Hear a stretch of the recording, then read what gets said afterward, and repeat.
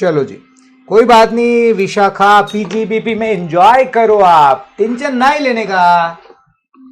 के चाले सर, आदित्य बता के चाले है सर। जूही, अरे वाह, गुड़गांव से हो, मजा आ गया।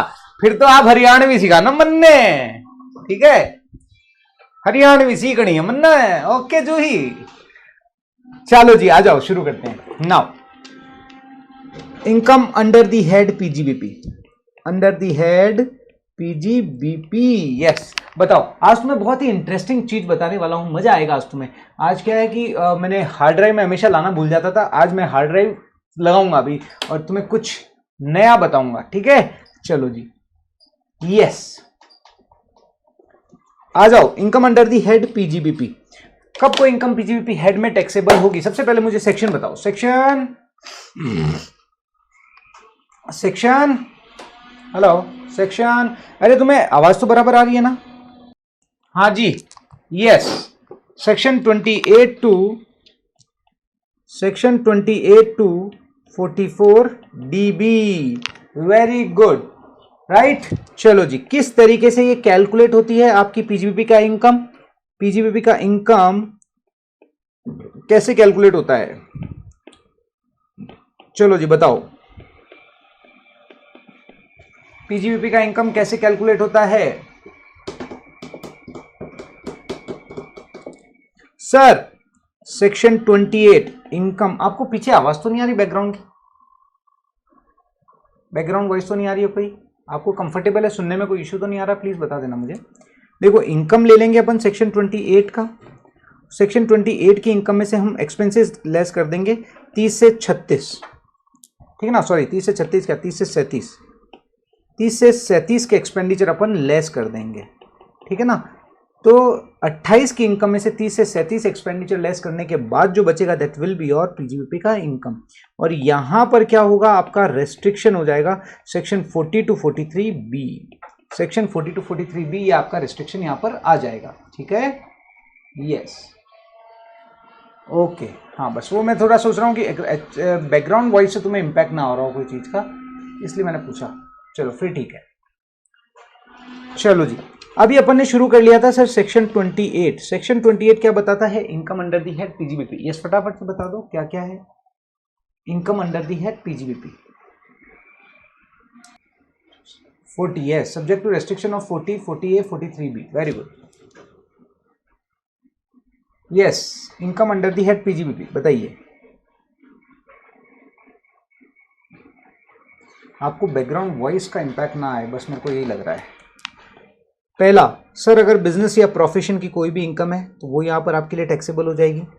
दूसरा, अगर आपको कोई भी, यस बोलो बोलो, good morning Shivani, yes, non compete fees, non compete fees मिली हो या कोई भी कंपनसेशन मिला हो। क्यों मिला है ये compensation? Do not carry any business और profession, do not share any patent, copyright, trademark etcetera with anyone. और तीसरा, change in terms of agreement, change in terms of agreement, बिल्कुल ठीक है। तीसरा आप सबने क्या लिखा है? Keyman insurance. Very good. अगर आपने कीमैन इंश्योरेंस अगर आपको रिसीव हुआ है तो वो भी आपका पीजीबीपी हेड में टैक्सेबल हो जाएगा। अगर एम्प्लॉयर को रिसीव हुआ है तो पीजीबीपी हेड में टैक्सेबल हो जाएगा। एम्प्लॉयर को मिला है तो, एम्प्लॉय को मिला है तो वो सैलरी हेड में टैक्सेबल हो जाएगा, और अदर को मिला है तो वो आईएफओएस हेड में टैक्सेबल हो जाएगा। Very good. चौथा आपने क्या लिखा है? यस, एक्सपोर्ट इंसेंटिव्स, गिफ्ट या परक्यूजिट्स ले लो पहले। चलो, गिफ्ट या परक्यूजिट्स, ये कहता है कि अगर बिकॉज ऑफ बिजनेस अगर आपको कोई भी गिफ्ट या परक्यूजिट्स मिलता है तो वो आपका पीजीबीपी हेड में टैक्सेबल हो जाएगा। फिफ्थ आपका आ जाता है एक्सपोर्ट इंसेंटिव, एक्सपोर्ट इंसेंटिव, ठीक है? एक्सपोर्ट इंसेंटिव में क्या हुआ है, ये क्या बोल रहे हैं कि अगर आप ह्यूज एक्सपोर्ट करते हो, लेट्स अज्यूम, और आपको उस एक्सपोर्ट के कारण अगर डिपार्टमेंट ने कोई बेनिफिट दिया, डिपार्टमेंट मतलब गवर्नमेंट ने subsidy, cash assistance, duty drawback या इंपोर्ट एंटाइटलमेंट लाइसेंस आपको मिला है, और उस लाइसेंस को अगर आप सेल करते हो तो उस पर जो भी आपको प्रॉफिट होता है वो भी आपका पीजीबीपी हेड में टैक्सेबल हो जाएगा। बिल्कुल ठीक है। और बताओ, अगर आप अपने स्टॉक इन ट्रेड को कन्वर्ट करते हो, कन्वर्ट इनटू कैपिटल एसेट्स, अगर आप अपनी कैपिटल एसेट्स बनाते हो तो जिस दिन आपने कन्वर्ट किया है उस दिन उस स्टॉक इन ट्रेड का जो एफएमवी होगी दैट विल बी और पीजीबीपी का इनकम मानी जाएगी। 7, यस, और बताओ, वेरी गुड। अगर पार्टनरशिप फर्म अगर अपने पार्टनर्स को सैलरी, रेम्यूनरेशन, बोनस एटसेट्रा कुछ भी देती है, ये कहता है कि अगर पार्टनरशिप फर्म अपने पार्टनर्स को सैलरी, बोनस, कमीशन एटसेट्रा कुछ भी देती है, तो उस केस में जितना पार्टनर्स को पे किया है पार्टनरशिप फॉर्म के द्वारा और जो अलाउड हो गया है वो पार्टनर के लिए पीजीबीपी हेड में टैक्सेबल होगा। ये हमेशा एक चीज ध्यान रखना, पार्टनरशिप फॉर्म ने जितना पैसा दिया है वो पार्टनर के लिए टैक्सेबल नहीं होता है। पार्टनरशिप फॉर्म ने जो पैसा दिया है और पार्टनरशिप फॉर्म को जो पैसा अलाउड हो गया है, उन्होंने दिया 30 लाख है लेकिन अलाउड 25 लाख हुआ है as per section 40B, right. तो उस केस में आपका 25 lakh will be the income of the partners, 30 lakh नहीं होगा। भले ही पार्टनर्स को 30 लाख रुपए मिला है तो पार्टनर के लिए 30 lakh will not be the PGBP का इनकम। 25 लाख मतलब जो पार्टनरशिप फर्म को अलाउड हुआ है ना, वो पार्टनर के लिए टैक्सेबल होगा। चलो, इसके बाद क्या था? यस, अगर मान लो मैं स्पेसिफिक एसोसिएशन ने मेंबर्स को कोई स्पेसिफिक सर्विसेज प्रोवाइड करी है, मतलब एसोसिएशन ने अगर मेंबर्स को, कोई स्पेसिफिक एसोसिएशन नहीं है, नॉर्मल एसोसिएशन है, अगर एसोसिएशन ने अपने मेंबर्स को कोई स्पेसिफिक सर्विसेज प्रोवाइड कराई है और उसके बदले अगर उनको कोई भी अमाउंट मिला है, वो भी आपका पीजीबीपी एड में टैक्सेबल हो जाएगा। 935 AD ये है स्पेसिफाइड बिजनेस, जो मैं तुम्हें बताऊंगा। मैंने आपको यहाँ पर बताया भी था कि स्पेसिफाइड बिजनेस में क्या होता है, जनरली बिजनेस में रेवेन्यू नेचर का एक्सपेंडिचर अलाउड होता है, बट स्पेसिफाइड बिजनेस में उन्होंने बोल दिया भैया कैपिटल खर्चा भी करोगे ना तो भी अलाउड कर देंगे, क्योंकि हम इन बिजनेस को प्रमोट करना चाहते हैं। तो स्पेसिफाइड बिजनेस में अगर आपने कोई कैपिटल एक्सपेंडिचर किया है जिसका आपको 100% एप्रिसिएशन 100% अलाउड हो चुका है, बेनिफिट मिल चुका है, तो उस केस में जब भी आप उसे बेचोगे तो जो भी आपका सेल्स रेवेन्यू होगा वो पीजीबीपी हेड में टैक्सेबल हो जाएगा। Very good. So these all point has been covered. So अब मैं अगर तुम्हें बोलूं कि पॉइंट बोलो तो बोल सकते हो ना सभी, बिना देखे बिंदास बोल सकते हो ना, ये कॉन्फिडेंस मुझे तुम्हारा चाहिए। चलो जी, तो सेक्शन 28 आपका कंप्लीट हो गया। Now come on section 29। Section 29 क्या होता है? कंप्यूटेशन। किस तरीके से पीजीबीपी इनकम कंप्यूट किया जाएगा, किस तरीके से पीजीबीपी इनकम कंप्यूट किया जाएगा, राइट।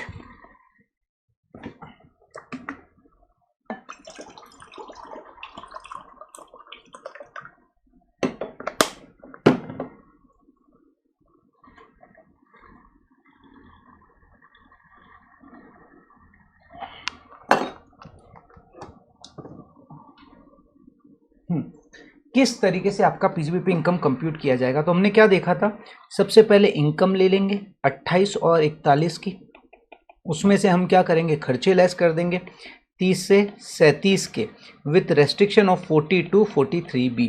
इन रेस्ट्रिक्शंस को लेस करने के बाद जो इनकम आएगी that will be your PGBP का income, that will be your PGBP का income. I hope this is clear. चलो जी, अब आते हैं सेक्शन 30 पर।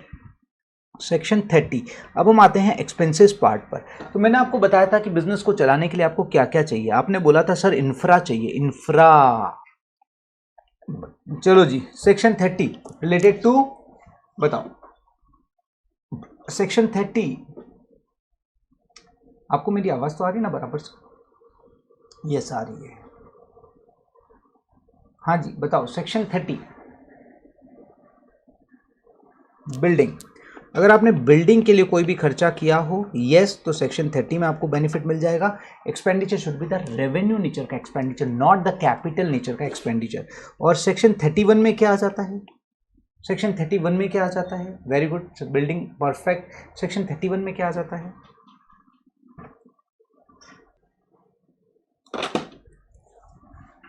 Furniture, plant and machinery, furniture and plant and machinery, ठीक है। फर्नीचर और प्लांट एंड मशीनरी पे अगर आपने कोई रेवेन्यू नेचर का एक्सपेंडिचर किया है तो यस, वो यहाँ पर आ जाता है। बिल्डिंग पे क्या क्या एक्सपेंडिचर था? सर बिल्डिंग अगर आपकी खुद की हो तब तो आपको प्रॉपर्टी टैक्स देना पड़ेगा, सर आपकी खुद की नहीं है तो आपको रेंट पे करना पड़ेगा, राइट। और मान लो आपको इस पर रिपेयरिंग करानी पड़ेगी ऑन रेगुलर बेसिस पे और उसका इंश्योरेंस कराना पड़ेगा। सो अगर ये आपने खर्चे किए हैं रेवेन्यू नेचर के, राइट, कैपिटल नेचर का नहीं होना चाहिए, तो आपको सेक्शन 30 में अलाउड हो जाएगा। इसी तरीके से फर्नीचर और प्लांट एंड मशीनरी पे क्या खर्चा होता है? रिपेयर्स का खर्चा होता है और इंश्योरेंस का खर्चा होता है। अगर रेवेन्यू नेचर का है तो सेक्शन 31 में आपको अलाउड हो जाएगा प्लांट एंड मशीनरी और फर्नीचर पर आपने कोई भी खर्चा किया है तो, ठीक है। यहाँ तक कोई डाउट?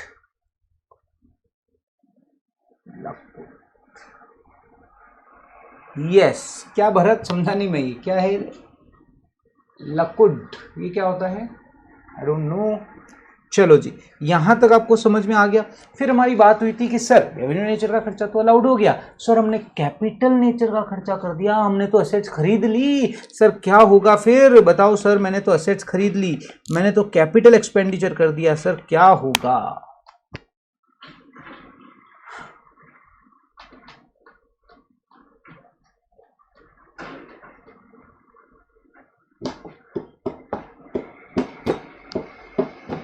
अच्छा,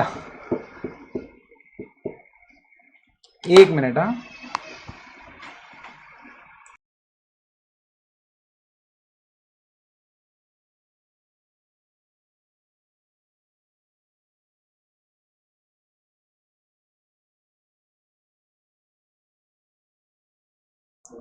ओके, डेप्रिसिएशन।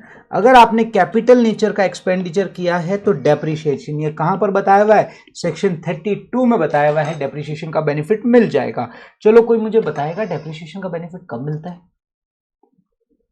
कब मिलता है डेप्रिसिएशन का बेनिफिट?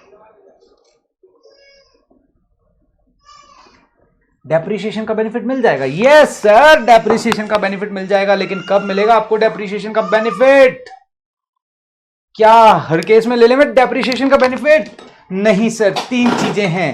पहला, ऑनरशिप होनी चाहिए। Ownership, ownership it includes deemed ownership, ठीक है, डीम्ड ऑनरशिप।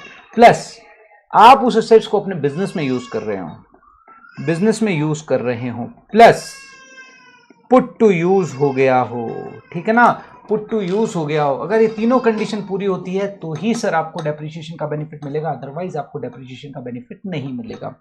डीम्ड ओनरशिप क्या होता है कि सर मैंने किराए की जगह ले रखी है और किराए की जगह पर मैंने अगर मान लो कोई भी कैपिटल एक्सपेंडिचर किया है तो वहां पर मैं डीम्ड ओनर कहलाऊंगा, क्योंकि फाइनेंशियल पैसा मेरा लगा हुआ है। So yes, I can claim depreciation का बेनिफिट, ठीक है। और वो असेट्स बिजनेस में यूज आनी चाहिए, तभी आपको डेप्रिसिएशन का बेनिफिट मिलेगा, अदरवाइज नहीं मिलेगा। और आपने पुट टू यूज कर लिया हो, जिस ईयर में आपने एसेट्स खरीदी है ना, अगर आपने उसे पुट टू यूज कर लिया तो ही बेनिफिट मिलेगा। मान लो मैंने 10 लाख रुपए की एसेट्स खरीदी प्रीवियस ईयर 23-24 के अंदर, बट मैंने अभी उसे पुट टू यूज नहीं किया, तो क्या मैं इस 10 लाख पे डेप्रिसिएशन लूंगा? नहीं। जिस ईयर में मैं पुट टू यूज करूंगा, लेट्स अज्यूम मैंने 24-25 के अंदर इसे पुट टू यूज किया, तो मुझे 24-25 के अंदर डेप्रिसिएशन का बेनिफिट मिलेगा। आई hope this is clear. Very good. तो यहां तक तुम्हें समझ आ चुका है। अब मैंने यहीं पे एक छोड़ दिया था, अब मैं उससे आगे तुम्हें लेके चलता हूं। सर अब हमें समझ आ गया है डेप्रिसिएशन कैसे कैलकुलेट होना है, हमें समझ आ गया है कि सर डेप्रिसिएशन की कैलकुलेट क्या, डेप्रिसिएशन कब हमें कंसीडर करना है। बट सर आप बताओगे डेप्रिसिएशन कैलकुलेट कैसे होता है? सर ये तो समझ आ गया कि डेप्रिसिएशन का बेनिफिट मिलेगा, अरे कितना मिलेगा सर, कैसे पता पड़ेगा? बताओ कैसे पता पड़ेगा कि मुझे ये डेप्रिसिएशन का बेनिफिट कितना मिलेगा? सो मैंने यहां पे आपको बताया था, एक तो WDV मेथड और एक SLM मेथड, राइट। कुछ बताया था मैंने इसके बारे में, याद आ रहा है आपको? दिस इज दी सबसे इंपॉर्टेंट सेक्शन है आपके लिए, बाकी तो कुछ भी नहीं है। PGBP इजी है, बिल्कुल ही, ये भी बहुत इजी है वैसे, इसमें क्या है, ऐसा कुछ भी नहीं है। सो देयर आर 2 मेथड जिस तरीके से आप डेप्रिसिएशन कैलकुलेट कर सकते हो। बताओ। चलो जी, मैं आपके लिए वो लेके आता हूँ, तब तक आप कुछ अपने कमेंट्स दो, मैं वो हार्ड ड्राइव लेके आता हूँ, मैं आपको कुछ वीडियोस दिखाता हूँ।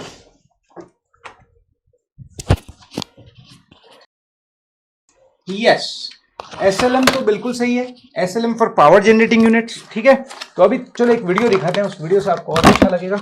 जस्ट अ मिनट, हाँ मेरे को थोड़ा सा यहाँ पे देखना पड़ेगा यार कि वीडियो का अरेंजमेंट किधर किया जाए।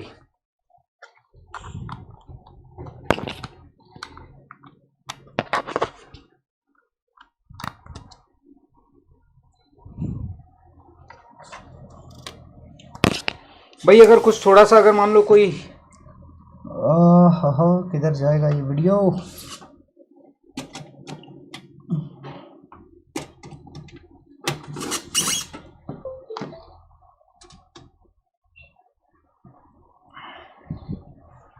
आई होप इसमें चल गया, अगर चल जाता है तो मैं देखता हूँ किस तरीके से तुम्हें मैं दिखा सकता हूँ। I don't have any idea actually, आ तो गया इधर एक्सेस तो, बट अब ये ऐड कैसे करूँ मैं वो मुझे नहीं आता।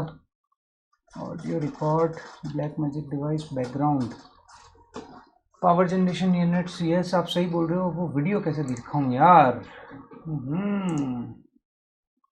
ये तो मुझे भी समझना पड़ेगा अभी। मीडिया, एक मिनट देखता हूँ अगर कुछ होता हो तो।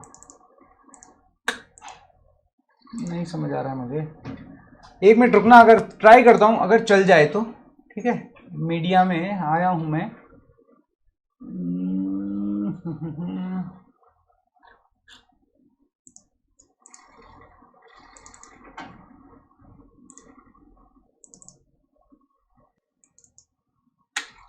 कुछ भी नहीं आ रहा है, क्या गड़बड़ है भाई साहब, ये पकड़ ही नहीं रहा है ऐसा लग रहा है।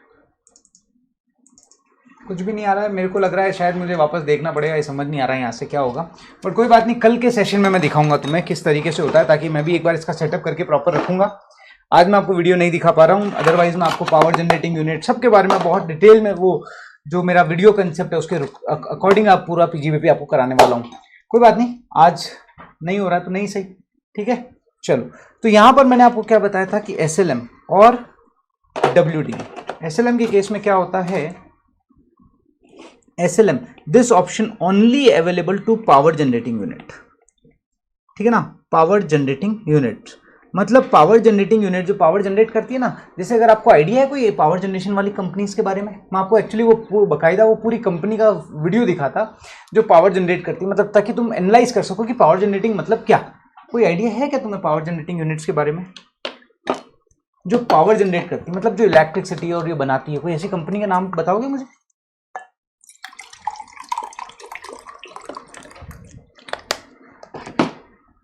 मैंने सोचा चल जाएगा बट चला नहीं।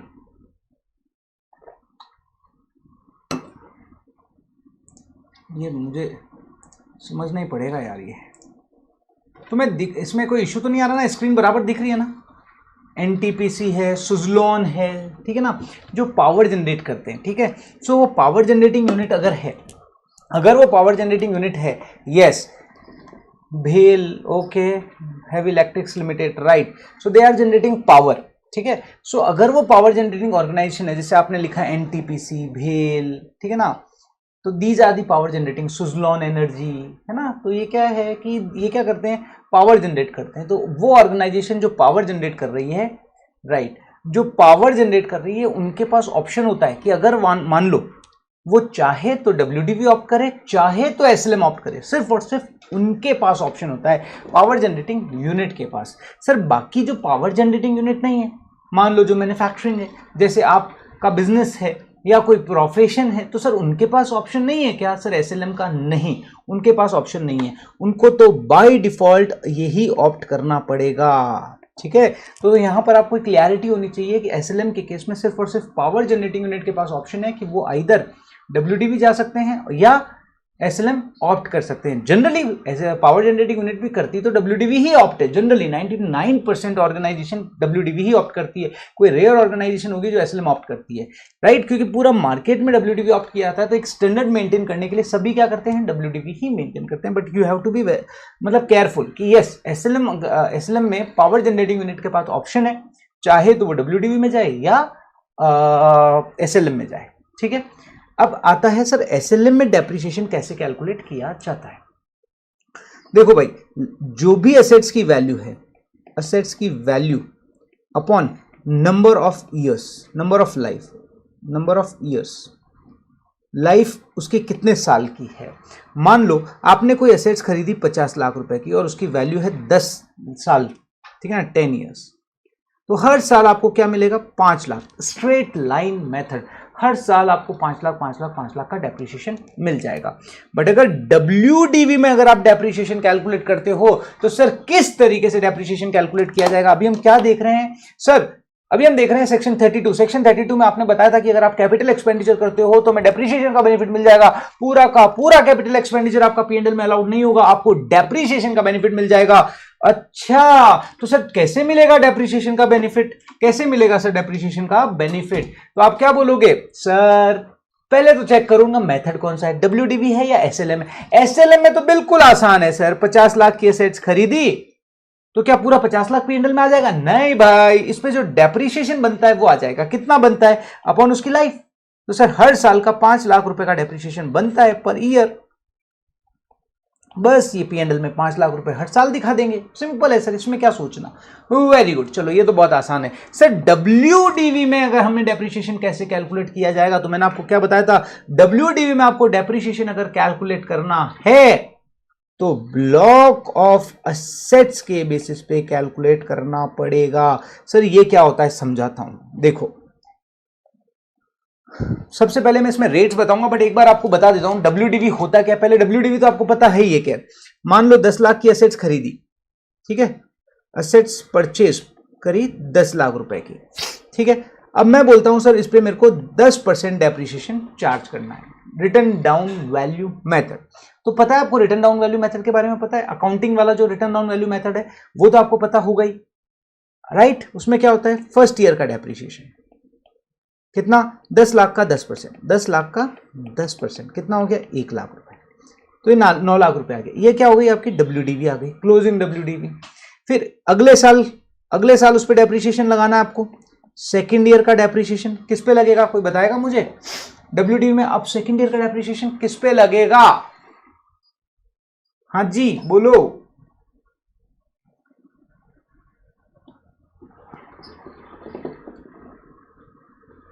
अब ये जो 9 लाख आपके पास WDV आई है ना, यस, उस पे 10% लगेगा, 90,000 रुपए। फिर आपका हो गया 8.10 लैक्स। थर्ड ईयर का जो डेप्रिसिएशन लगेगा ना वो किस पे लगेगा, वो 8.10 का 10% लगेगा, राइट। सो WDV हमेशा, WDV में क्या होता है, जो क्लोजिंग WDV आती है उस पर डेप्रिसिएशन कैलकुलेट किया जाता है, ठीक है ना। मतलब क्लोजिंग WDV अगले साल की ओपनिंग WDV हो गई, तो उस पर डेप्रिसिएशन कैलकुलेट किया जाता है। I hope this is clear. ये होता है WDV में। बट इनकम टैक्स में इंडिविजुअल एसेट्स पर WDV नहीं होता है, ये ध्यान रखना। मतलब आप ऐसा करोगे हर एसेट्स का WDV, ना ना ना ना, इन्होंने क्या बोला, एसेट्स एक साथ कर दो, सारी एसेट्स को एक साथ कर दो, सारी एसेट्स को एक साथ कर दो। कौन सी सारी एसेट्स, इन्होंने क्या बोला वो समझना। ब्लॉक ऑफ एसेट्स, इसे समझना। Same type of assets having same rate of depreciation, same rate of depreciation, same type of assets having same rate of depreciation, same type of assets having same rate of depreciation। type of assets मैंने आपको बताए थे, याद आ रहा है क्या तुम्हें कुछ? मैंने आपको assets में बताया था कि एक तो intangible होती है, एक तो tangible होती है और एक intangible होती है। मैंने बताई थी ना assets, एक तो tangible और एक intangible। tangible में there are three types, there are three type, समझना। पहला बिल्डिंग, दूसरा फर्नीचर, तीसरा प्लांट एंड मशीनरी। चलो जी, कोई बताएगा मुझे, मैंने कुछ बताया था? Same type of assets having same rate of depreciation.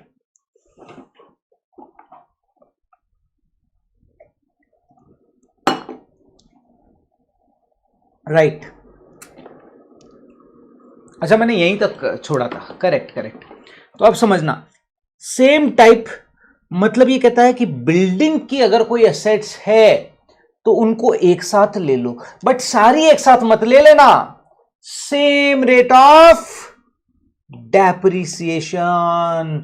तो इससे तुम्हें दिमाग में क्वेश्चन आ रहा होगा, मतलब बिल्डिंग में भी कुछ अलग अलग डेप्रिसिएशन लगता है? बिल्कुल लगता है, बिल्कुल लगता है। अभी बताता हूं।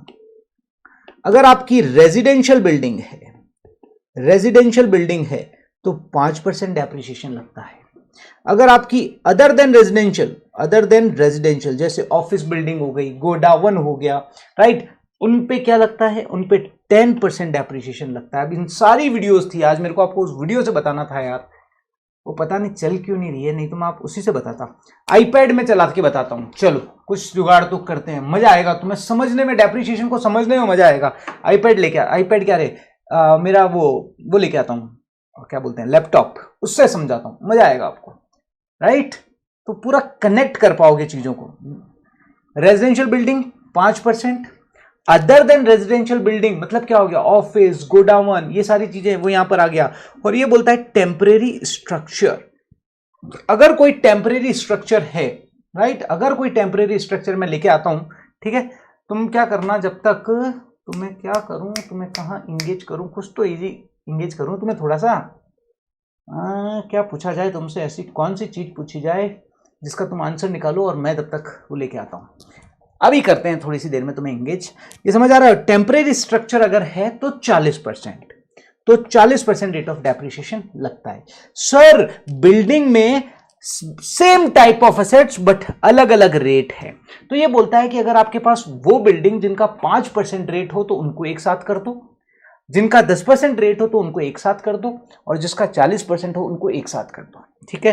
फर्नीचर की जो रेट होती है दैट इज 10%। फर्नीचर में कुछ भी नहीं है, फर्नीचर जो भी फर्नीचर है वो सब एक ही ब्लॉक में आएंगे 10% वाला, क्योंकि एक ही रेट है इसमें।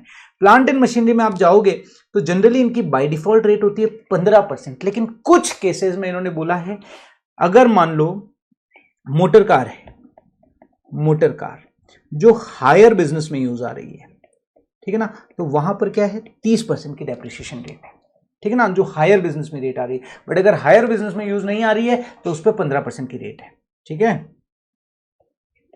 यार। अभी उससे समझाता ना तो तुम्हें मजा आता यार, मैं लेके आता हूं, रुको।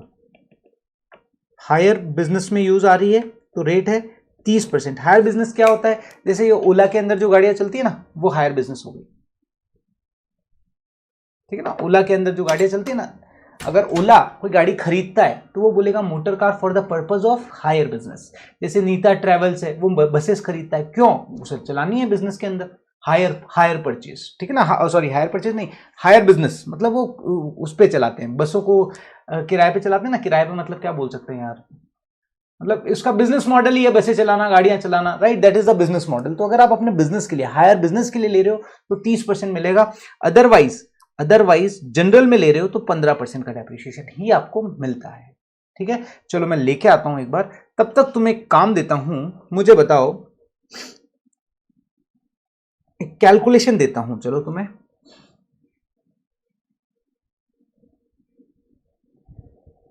एक क्वेश्चन बनाते हैं तुम्हारे लिए, ताकि थोड़ा सा तुम्हारे लिए इंगेजमेंट भी हो जाएगा।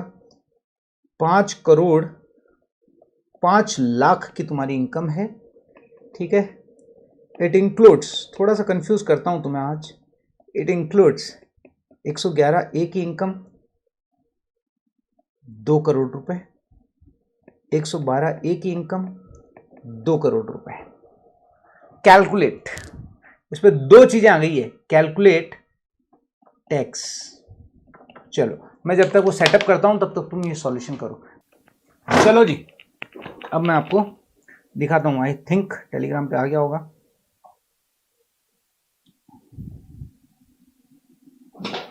मैं सोचा यहीं से एक बार कनेक्ट हो जाएगा बट हुआ नहीं।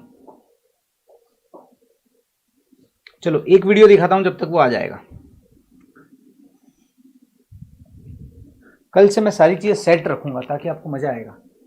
ओके, शिवानी ने आंसर कर लिया, वेरी गुड। चलो आपको आज पहला वीडियो दिखाते हैं। उस दिन आवाज आ गई थी ना आपको?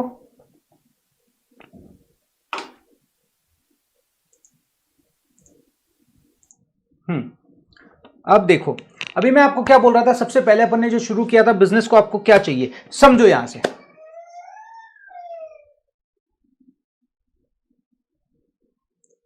आवाज आ रही है ना?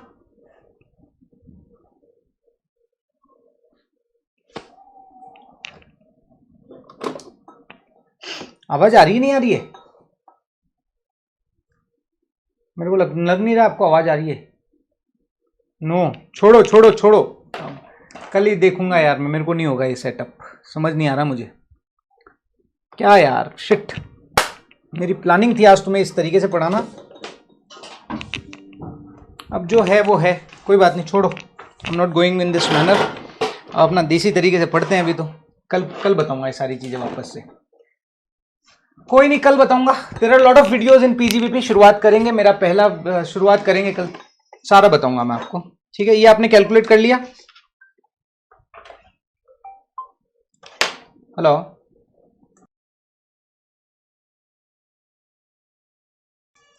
चलो कोई बात नहीं, मैंने नहीं सेंड की टेलीग्राम पे। आपको मिल गई है टेलीग्राम पे, मैंने सेंड ही नहीं करी है। और वो आपको ऐसे देखोगे ना तो कोई मजा नहीं आएगा, वो आपको मैं अलग से बताऊंगा तभी मजा आएगा आपको।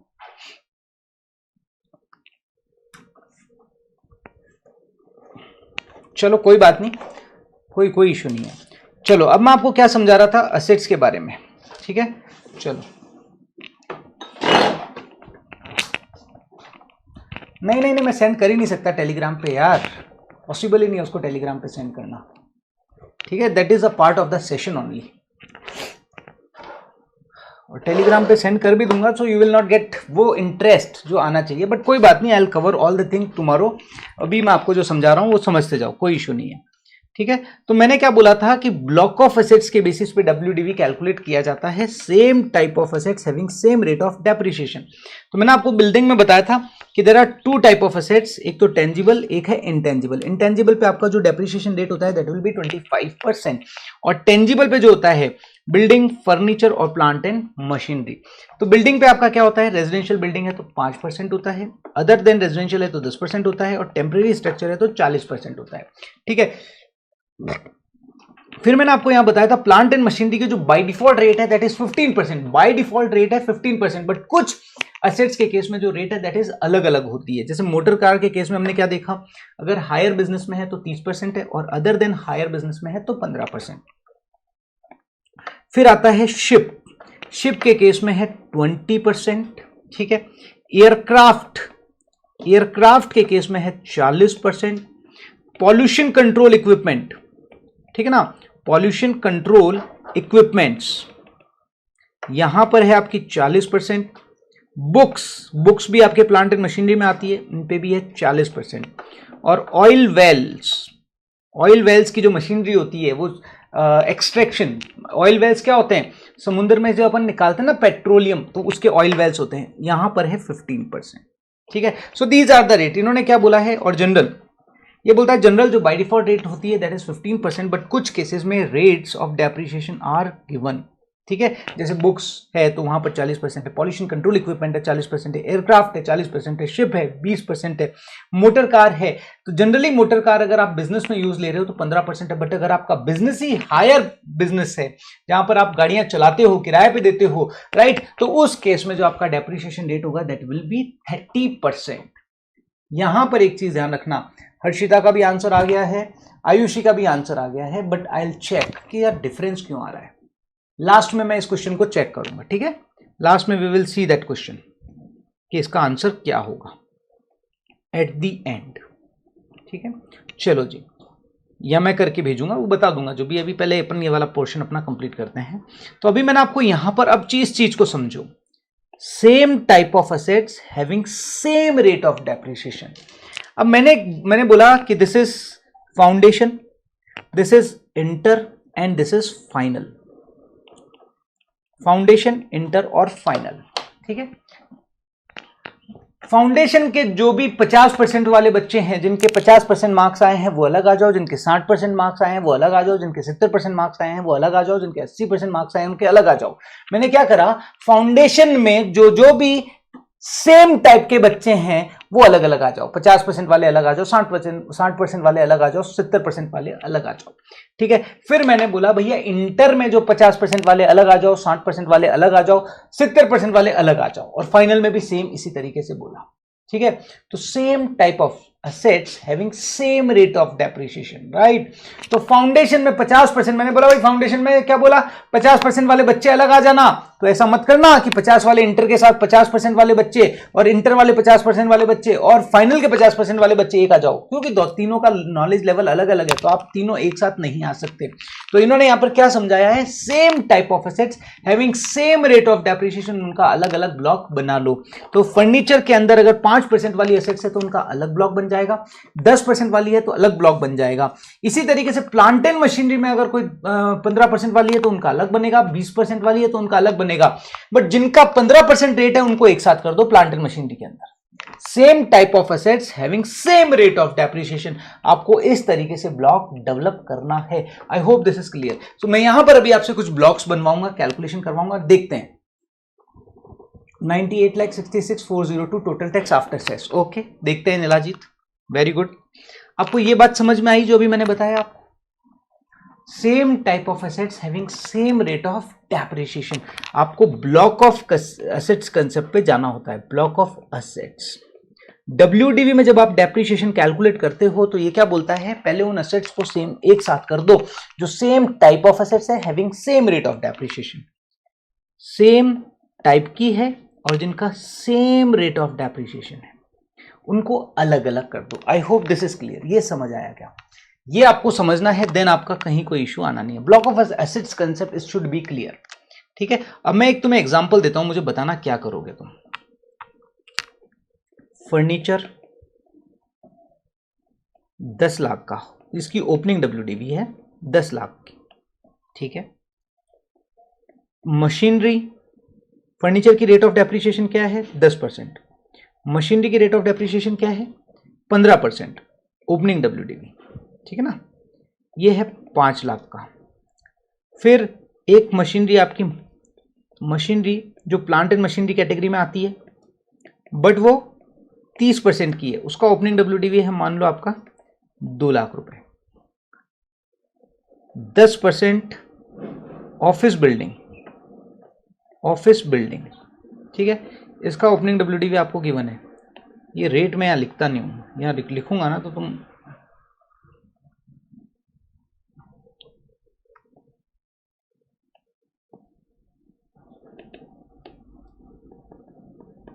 मोटर कार हायर बिजनेस, ठीक है। और ये आ गई आपकी मोटर कार नॉर्मल, नॉर्मल, ठीक है ना। उसकी ओपनिंग WDV है 1 लाख रुपीज, इसकी है 4 लाख रुपीज। रेजिडेंशियल बिल्डिंग, अभी एक बार ब्लॉक बनाना सीखो फिर थोड़ा सा वापस आपको बताता हूं मैं। 50 लाख रुपए, ठीक है। चलो मुझे बताओ कितने ब्लॉक बनेंगे। ये तुम्हारे सामने रेट ऑफ डेप्रिसिएशन गिवन है, एक प्रकार से मैंने ओवरव्यू आपको दे दिया है, राइट। अब मुझे बताओ कितने ब्लॉक बनेंगे। वापस समझना, टेंजिबल और इंटेंजिबल्स। इंटेंजिबल मतलब क्या होता है, patent, copyright, trademark, know how etcetera, these are the intangibles. Tangibles में क्या आ जाता है, बिल्डिंग, फर्नीचर और प्लांट एंड मशीनरी, ठीक है। बिल्डिंग के अंदर same type of assets having same rate of depreciation, उनका एक अलग ब्लॉक बना लो। सर इसमें कौन कौन से रेट ऑफ डेप्रिसिएशन है, अगर रेजिडेंशियल बिल्डिंग है तो 5%, ऑफिशियल बिल्डिंग है तो 10%, और अदर देन ऑफिशियल मतलब अदर देन रेजिडेंशियल है तो 10%, और टेम्परेरी स्ट्रक्चर है। ये टेम्परेरी स्ट्रक्चर क्या होता है अभी बताऊंगा मैं आपको, कि जैसे अगर आप रेजिडेंशियल बिल्डिंग और ऑफिशियल बिल्डिंग आपको समझ आ गई होगी, राइट। रेजिडेंशियल बिल्डिंग को लेके अगर मैं आपसे क्वेश्चन पूछूं कि क्या है तो कोई बताएगा क्या? इस क्वेश्चन पे आते हैं, चलो इस क्वेश्चन पे वापस आता हूं आदित्य, यस वापस आता हूं, लेकिन थोड़ा सा तुम्हें इसका ओवरव्यू दे देता हूं। Residential building, residential building, residential building आपको क्या लगता है सर, बिजनेस के अंदर रेजिडेंशियल बिल्डिंग का क्या लेना देना, क्या लग रहा है सर? बिजनेस के अंदर रेजिडेंशियल बिल्डिंग का क्या लेना देना, कोई बताएगा क्या, क्या होता है, what is residential building in business?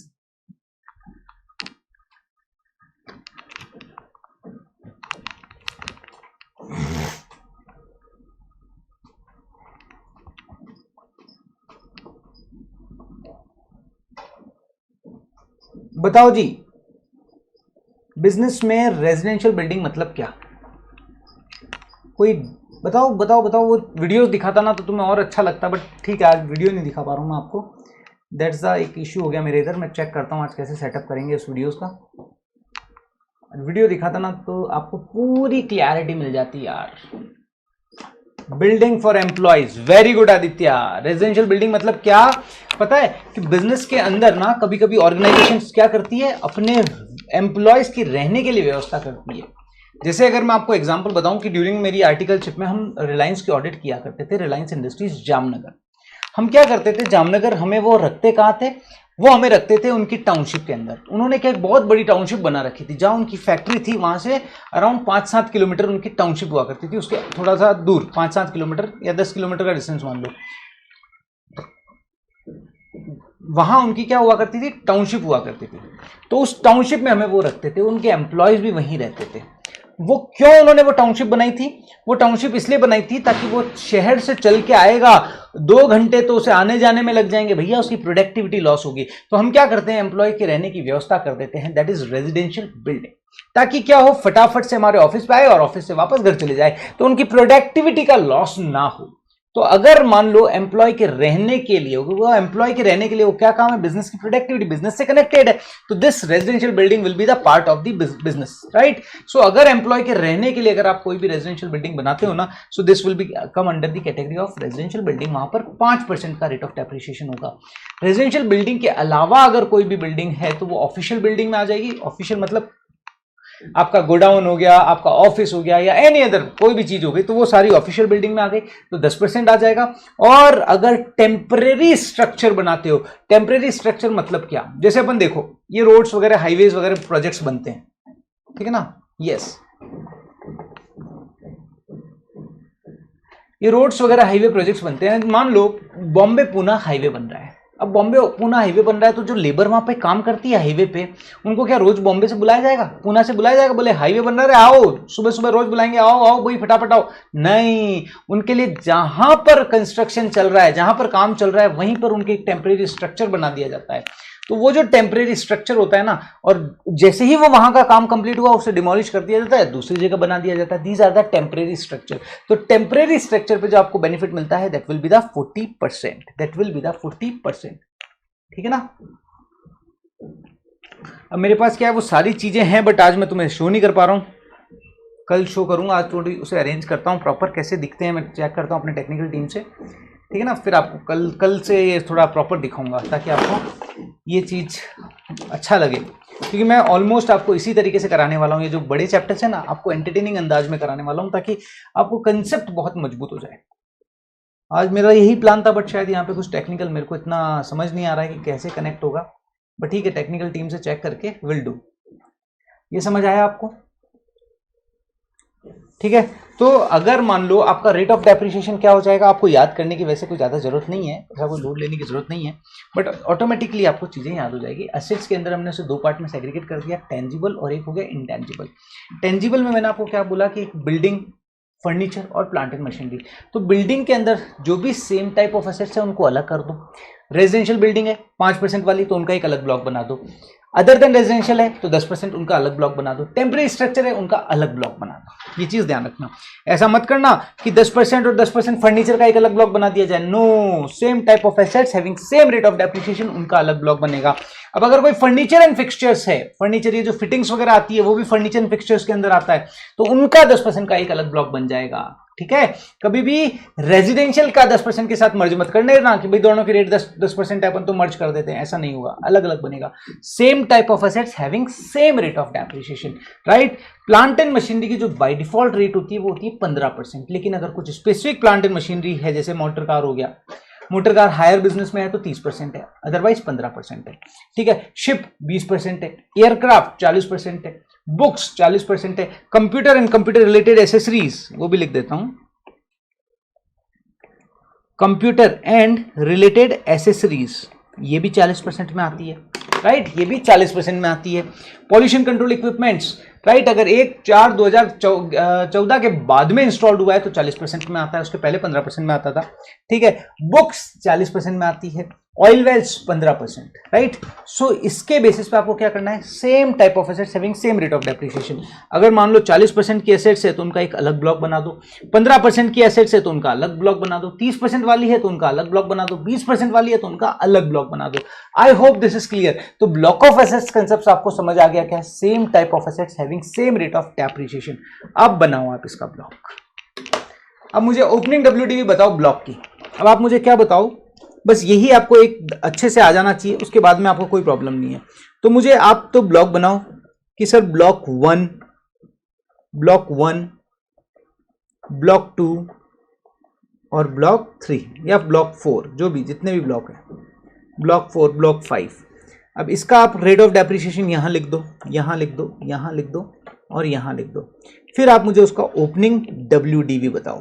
This is your question, बस ये बताओ अब आप मुझे।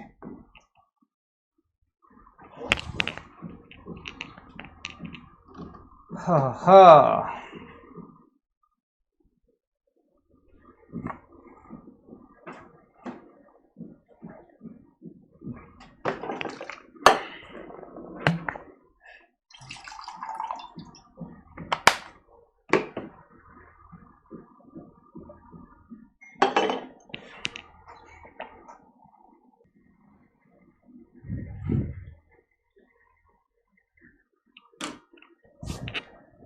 3 block, okay, what is the WDV?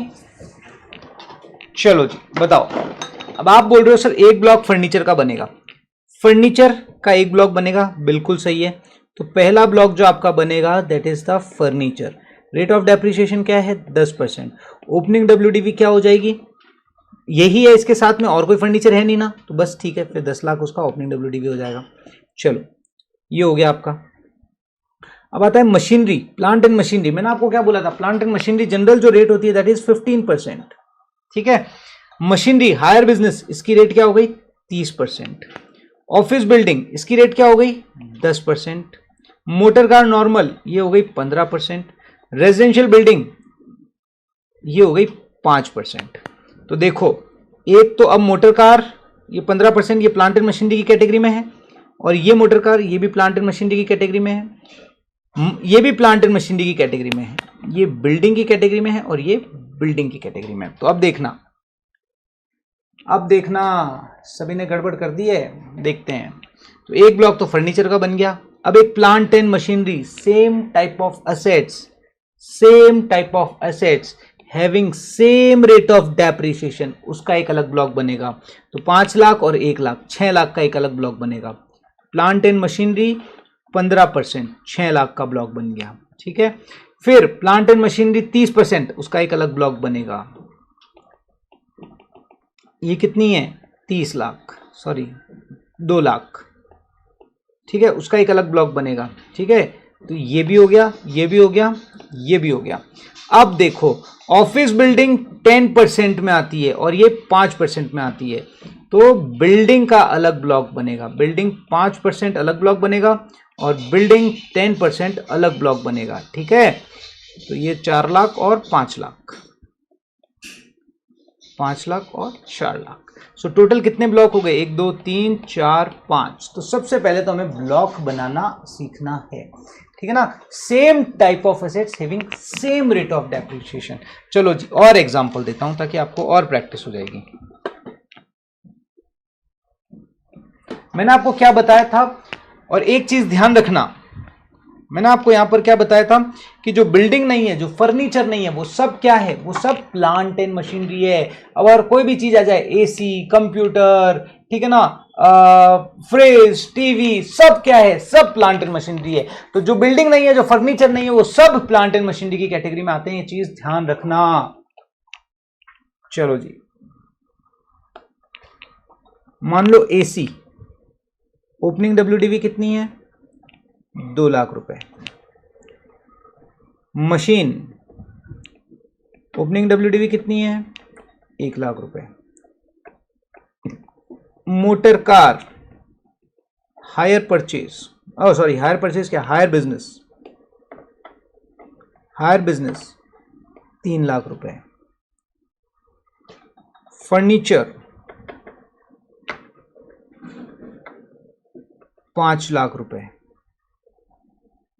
Building, residential 10 lakh रुपए। स्टॉक, गोदावन, बिल्डिंग, ये है 30 लाख रुपए। कंप्यूटर 15 लाख रुपए। Motor car, normal business 10 lakh रुपए। चलो, नॉर्मल बिजनेस मतलब नॉर्मल, मतलब general, not in the hire business. चलो जी, अब आप मुझे इसके ब्लॉक बना के बताओ कितने ब्लॉक बनेंगे, उस ब्लॉक की वैल्यू क्या होगी। ये आपका क्वेश्चन है, दिस इज योर क्वेश्चन।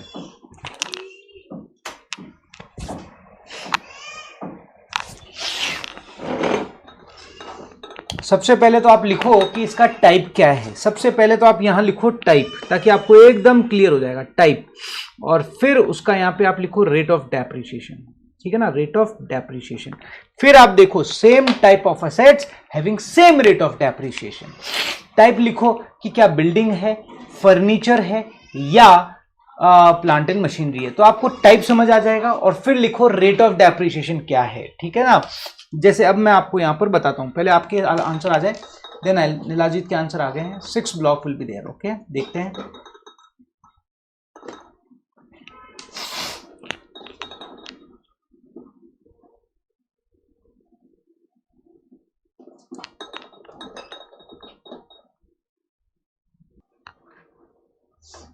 चलो, और बाकी के बताओ कितने ब्लॉक्स आ रहे हैं, एक बार सभी बताओ, देन आई एक्सप्लेन कि कैसे होगा ये।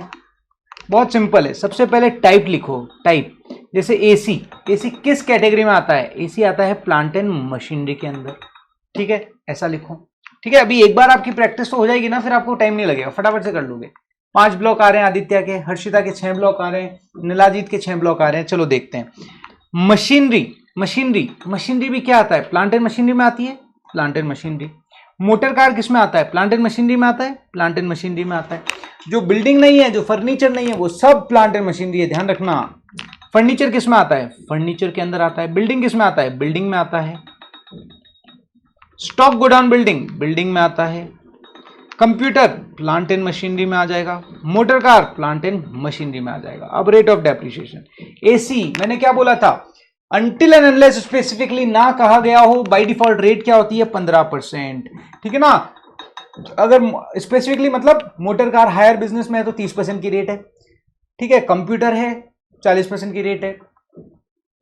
शिप 20% की रेट है। एयरक्राफ्ट 40% की रेट है। पॉल्यूशन कंट्रोल इक्विपमेंट 40% की रेट है, राइट। तो इसके अलावा अगर कोई भी हो तो वो सब 15% की रेट में आते हैं, ठीक है। चलो, ये भी 15% में आ गया।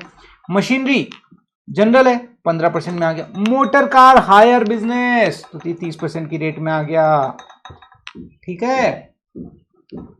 फर्नीचर 10% की रेट में आ गया। बिल्डिंग रेजिडेंशियल है 5% की रेट में आ गया।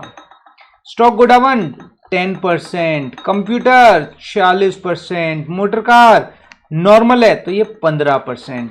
Same type of assets having same rate of depreciation. तो देखना, प्लांट एंड मशीनरी जो 15% वाली है उनको हम हाईलाइट कर देते हैं इस कलर से, प्लांट एंड मशीनरी। तो एक ब्लॉक तो बन गया आपका ये वाला, ठीक है ना। तो एक ब्लॉक की वैल्यू आपके पास क्या आ जाएगी? 2 लाख, 1 लाख और 10 lakh. Same type of assets having same rate of depreciation. तो एक आपका प्लांट एंड मशीनरी का ब्लॉक बन गया 15% का, जिसकी ओपनिंग WDV क्या है? 3 और 10 13 लाख रुपए। मैंने आपसे ये भी पूछा था कि सबकी WDV बताओ, ओपनिंग WDV कितनी है? चलो जी, अब दूसरा देखना, दूसरा कलर ले लेते हैं। प्लांट एंड मशीनरी जो 30% की रेट में आ रहा है, एक ये आ रहा है, उसके अलावा कोई आ रहा है क्या? नहीं सर, उसके अलावा नहीं आ रहा है। तो आपका एक प्लांट एंड मशीनरी क्या बन गया? प्लांट एंड मशीनरी 30% का एक ब्लॉक बन गया, उसकी वैल्यू हो गई आपकी 3 लाख रुपए, ठीक है। चलो जी, अब उसके अलावा और कोई प्लांट एंड मशीनरी है क्या? यस सर, 40% वाली है, ये रही 40% वाली। तो ये आपका एक ब्लॉक बन गया, इसकी वैल्यू कितनी है? 15 लाख रुपए, ठीक है। चलो जी, अब आते हैं फर्नीचर। अरे सर देखो, ये 10% सेम है। अरे परसेंटेज सेम नहीं होना चाहिए, टाइप ऑफ एसेट सेम होना चाहिए। वो फर्नीचर है, ये बिल्डिंग है, ठीक है। तो फर्नीचर 10%, इसकी WDV क्या हो गई आपकी? 5 लाख रुपए। तो ये भी आपका कंप्लीट हो गया। आई होप दिस इज क्लियर, समझ आ रहा है। और फिर बिल्डिंग 5% में, बिल्डिंग 5% में आपका क्या हो रहा है? ये कितनी है, इसकी वैल्यू कितनी है बिल्डिंग की? 10 लाख रुपए, 10 लाख रुपए। This is opening WDV, this is opening WDV। Computer 40 क्यों? कंप्यूटर के लिए बताया हुआ ना 40%। एक्ट ने उनकी रेट डिफाइन करी हुई है। कंप्यूटर एंड रिलेटेड एसेसरीज 40%, लिखाया था ना मैंने। कंप्यूटर एंड रिलेटेड एसेसरीज 40% की कैटेगरी में आती है, ठीक है। कहां है अपना क्वेश्चन? तो यहां तक आपको समझ आ गया। फिर बिल्डिंग, फिर आती है एक और बिल्डिंग है। ये तो रेजिडेंशियल बिल्डिंग थी, अब अदर बिल्डिंग आ गई, अदर, ठीक है ना। वो 10% के ब्लॉक में आ गई और उसकी वैल्यू क्या है? 30 लाख रुपए, 30 लाख रुपए। So total how many blocks? 6 blocks are there. Total कितने हो गए? 6 ब्लॉक हो गए। समझ आ रहा है? तो this is the block of assets concept.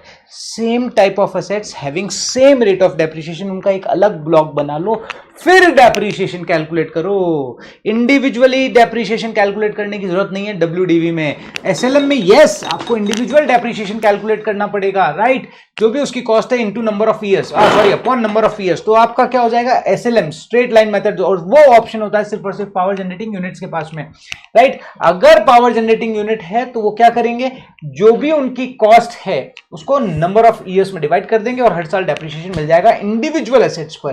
कहां, वहां कोई ब्लॉक की जरूरत नहीं है। लेकिन डब्ल्यूडीवी में आपको क्या करना है, सबसे पहले ब्लॉक बनाना होता है, block of assets, block of assets, same type of assets having same rate of depreciation, उसका आपको एक ब्लॉक बनाना है। स्टिल एक बार और ट्रायल कर रहा हूं ताकि आप सभी का कंफर्ट जोन एक लेवल पे आ जाए। गलती मेरे को नहीं चाहिए, आपका सबका कंफर्ट जोन मुझे एक लेवल पे चाहिए।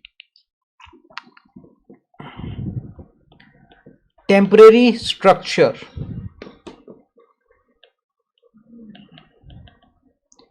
यहां पे सबकी मैं ओपनिंग डब्ल्यूडीवी दे रहा हूं, ओपनिंग डब्ल्यूडीवी दे रहा हूं। तो अब आपको मैं फाइनली ब्लॉक की डब्ल्यूडीवी निकलवाऊंगा। ओपनिंग डब्ल्यूडीवी सबको निकाल के देना है मुझे, ठीक ना। टेम्परेरी स्ट्रक्चर ऑफ बिल्डिंग, इसकी ओपनिंग डब्ल्यूडीवी है 5 लाख रुपए, ओपनिंग डब्ल्यूडीवी, ठीक है।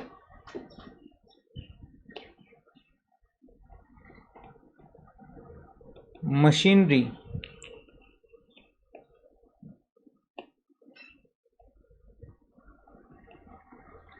फ्रिज 10 लाख रुपए का, एसी 15 लाख रुपए का, ठीक है।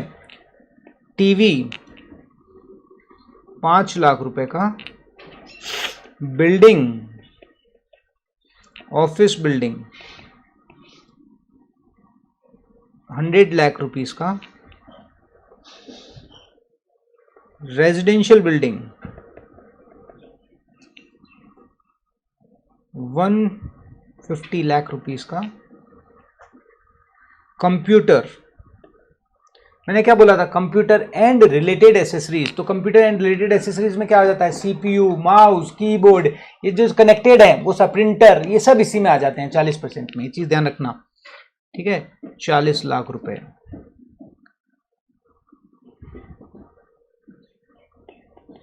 मोटर कार 10 लाख रुपए, motor car hire business 20 lakh रुपए,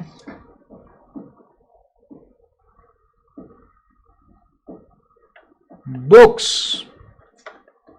5 लाख रुपए। चलो बताओ नंबर ऑफ ब्लॉक्स कितने होंगे। आज 11 बजे है क्या लेक्चर, अभी बंद कर दूंगा, कोई इश्यू नहीं है। आज मुझे पता नहीं था आपका 11 बजे है, क्यों आज जल्दी क्यों है।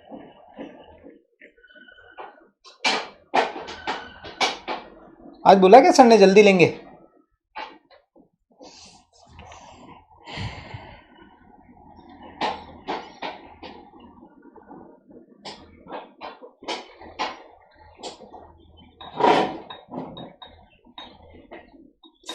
Six block will be there, okay. WDV बताओ मुझे, 6 ब्लॉक, लेकिन उसकी डब्ल्यूडीवी भी कैलकुलेट करके बताओ, बिकॉज डब्ल्यूडीवी मेथड में आपको उसका ओपनिंग डब्ल्यूडीवी पता होना चाहिए। उसके बाद उसमें एडिशन करवाऊंगा कुछ, परचेज सेल, उसके बाद जो अमाउंट आएगी that will be closing WDV, और उस डब्ल्यूडीवी पे डेप्रिसिएशन लगेगा। सो मुझे बताओ, ये आप 6 ब्लॉक तो बोल दिए, बट कितने कितने % का ब्लॉक है। अब आप उसमें मेरे को आंसर दो कि सर प्लांट एंड मशीनरी 15% का ब्लॉक है, इसकी ओपनिंग डब्ल्यूडीवी इतनी, मतलब उसका ये आप अमाउंट लिख दो। Plant and machinery 15% amount, furniture 10% amount, ऐसा वो लिख के दो मुझे आप। This will be your last. 11 बजे अगर आपका सेशन है तो कोई बात नहीं। पहला block 1, very good. Plant and machinery opening WDV 40 lakh रुपए, 15%, ओके। देखते हैं, मैं भी देखता हूं कैसे क्या है, फिर आपको बताता हूं कि वेदर दिस इज करेक्ट और नॉट। ठीक है नीलाजीत, आगे।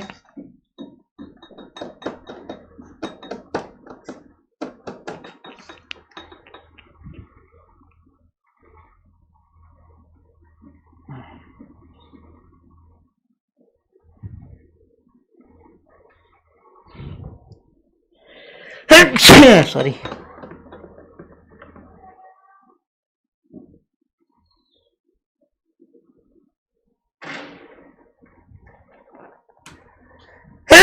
सॉरी क्या हो रहा है भाई। Block 2 plant and machinery 30%, okay. WDV 20 lakh रुपए, ठीक है।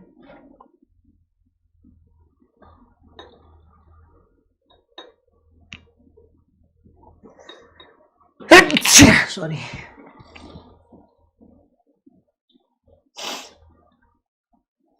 यस। ब्लॉक 3 150 लाख, रेट है 5%, ओके। सॉरी, क्या हो रहा है।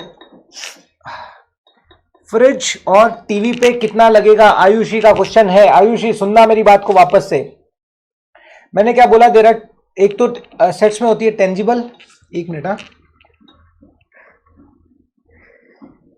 ये क्या हो रहा है, कंटिन्यूसली छींके पे छींके आ रही है यार। मैंने क्या बोला था कि देर आर, एक तो हो गई टेंजिबल, एक हो गई इंटेंजिबल। टेंजिबल में there are 3 type of assets, building, furniture और प्लांट एंड मशीनरी। जो बिल्डिंग नहीं है, जो फर्नीचर नहीं है, वो सब प्लांट एंड मशीनरी है। तो फर्नीचर में क्या आएगा, ये क्या हो रहा है भाई। ओनली आपका जो वुडन फर्नीचर ये होता है ना, furniture and fittings, these are furniture के अंदर आते हैं, उसके अलावा और कोई भी चीज नहीं आती है। तो जो बिल्डिंग नहीं है, जो फर्नीचर नहीं है, वो सब क्या है, प्लांट एंड मशीनरी।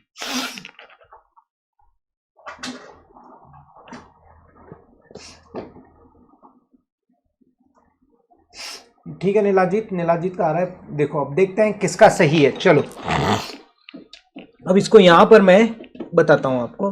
देखो टेम्परेरी स्ट्रक्चर आपके लिए क्या है, ये बिल्डिंग, ठीक है ना, बिल्डिंग है आपके लिए ये। रेट ऑफ डेप्रिसिएशन क्या है इसका, 40%। तो इसका एक अलग ब्लॉक बनेगा। बिल्डिंग, जो बिल्डिंग में मत डाल देना, बिल्डिंग 40% अलग बनेगा, बिल्डिंग 5% अलग बनेगा, बिल्डिंग 10% अलग ब्लॉक बनेगा। अब ये देखो, ये बिल्डिंग है बट ये 10% में आ जाएगी, है ना, अदर देन रेजिडेंशियल। अब आपकी ये रेजिडेंशियल है तो इसका अलग ब्लॉक बनेगा। तो 3 ब्लॉक तो आपके ये हो गए, ठीक है, 3 ब्लॉक तो आपके ये हो गए। तो बिल्डिंग का एक ब्लॉक हो गया 5% वाला, वो हो गया 150 लाख का। बिल्डिंग का एक ब्लॉक हो गया 10% वाला, 100 लाख का। बिल्डिंग का एक ब्लॉक हो गया 40% का, वो कितना हो गया, 5 लाख का। तो 3 ब्लॉक तो आपके ये हो गए। फ्रिज, एसी, टीवी, ये सब प्लांट एंड मशीनरी में आ जाएंगे और बाय डिफॉल्ट रेट है इनकी 15%। मैंने क्या बोला था, अनटिल एंडलेस कुछ स्पेसिफिकली ना हो, देखो सिर्फ इन्हीं की रेट में आपको यहां पर डिविएट मिलेगा।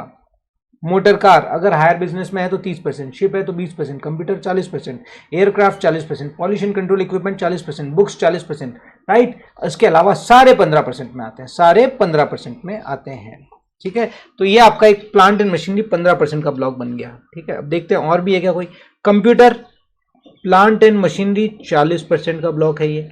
मोटर कार, देखो यहां पर हायर बिजनेस नहीं लिखा हुआ तो जनरल मान रहे हैं अपन इसे, प्लांट एंड मशीनरी 15%। तो ये और ये आपका साथ में आएंगे। प्लांट एंड मशीनरी ये हायर बिजनेस में वो 30% में आ जाएगी, और बुक्स भी प्लांट एंड मशीनरी में आती है और ये 40% में आ जाती है। तो देखो 10 और 15 25 और 5 30 और 10 40, तो आपका एक ब्लॉक बन जाएगा प्लांट एंड मशीनरी 15%, 40 लाख रुपए का, ठीक है। एक आपका कंप्यूटर का बन जाएगा 40% और एक बुक्स का बन जाएगा, ये देखो same type of assets having same rate of depreciation, 45 lakh रुपए का। प्लांट एंड मशीनरी 40%, इसका बन जाएगा 45 लाख रुपए का। और मोटर कार आपकी 15% में अपन ने ले ली ऑलरेडी, फिर आपका ये 30% का बन जाएगा, दैट्स इट। तो टोटल 6 ब्लॉक आपके यहां पर बन रहे हैं और इस वैल्यू के बन रहे हैं। तो क्या आपने, किसी ने भी वैल्यू नहीं बताई। शिवानी 7 बता दिए, भरत ने 7 बता दिए, भाई क्यों, क्या कर रहे हो। Last block 6, residential rate 5। तो ये देखो समझ आया आपको, same type of assets having same rate of depreciation, उसका आपको एक सेपरेट ब्लॉक बनाना है। I hope this is clear. आज 11 बजे क्यों यार, आज कैसे 11 बजे का कारण क्या है, सर आ गए क्या।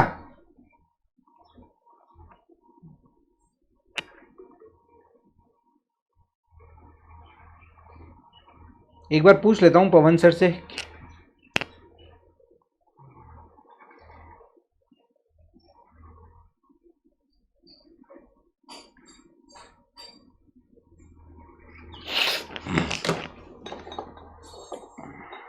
All correct with value. Okay sir, एक ऐड करना रह गया था, कोई इशू नहीं है, बट समझ आ रहा है ना?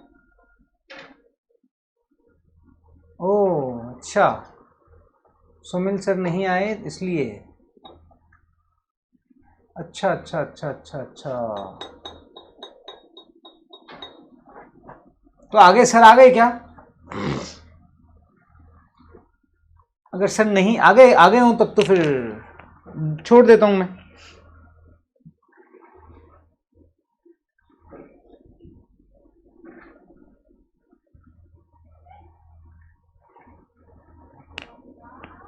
हैं भरत, एक बार आदित्य चेक करो।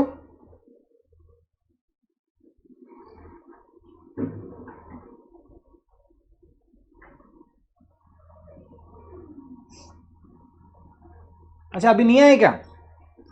तो कंटिन्यू कर लूं जब तक? मैसेज तो किया मैंने उन्हें, पूछ लेता हूं एक बार।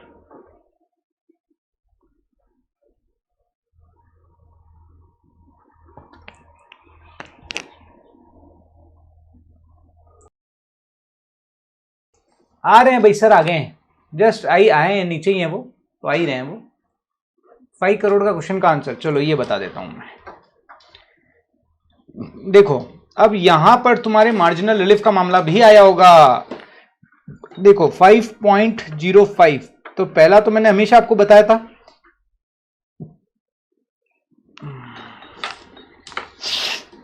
आपका एक तो हो गया स्पेशल इनकम, और सॉरी स्पेशल इनकम और डिविडेंड इनकम और अदर।